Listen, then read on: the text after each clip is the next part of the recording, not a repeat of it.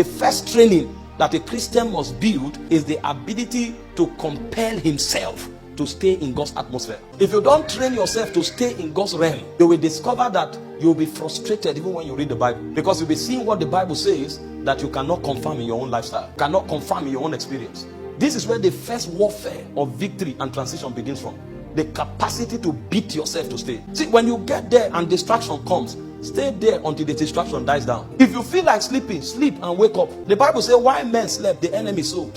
So if the devil walks while men slept, God will walk even much more. There's nothing wrong in sleeping in God's presence.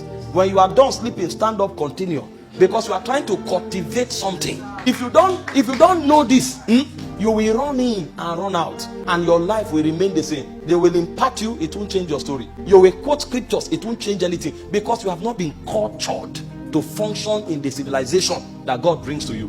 And so the first type of training that everybody must develop is the training of staying. The way God taught me, because when I started, staying stretch was a bit difficult. So God taught me to break it into hours. And so I will stay for 30 minutes and do what I want to do for 2 hours, come back, stay 30 minutes. In a day, I discovered I've been able to stay for 3 hours. And as I mastered it, after a while, God increased the duration. I will stay for 1 hour in 3 hours, 1 hour in 3 hours.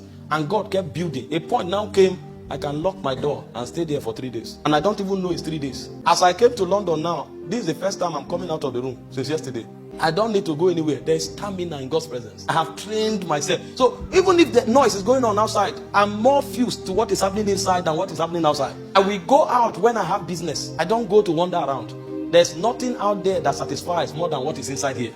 I'm telling you, the visible world was crystallized from the invisible world. If you think there's beauty in the world, search God's presence.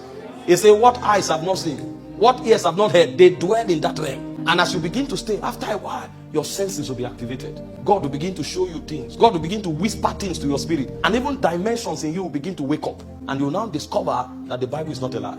The first training that you must give to yourself. Listen, this is different from Bible school. This is your own journey with God. You must beat yourself. Master the presence. It could be prayer.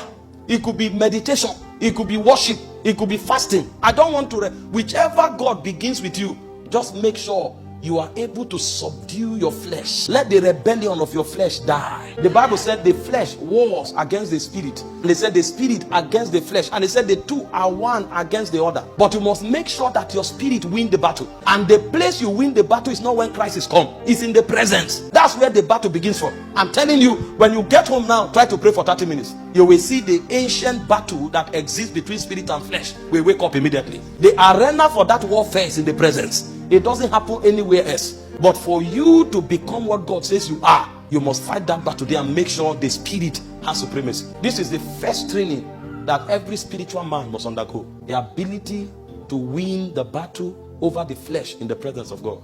And that's the only way, the only place flesh can be mortified. He said, and Samuel hewn Agag to pieces in the presence of God. Agag is a type of the world system. It's a type of the flesh. It was in the presence that Samuel tore him apart.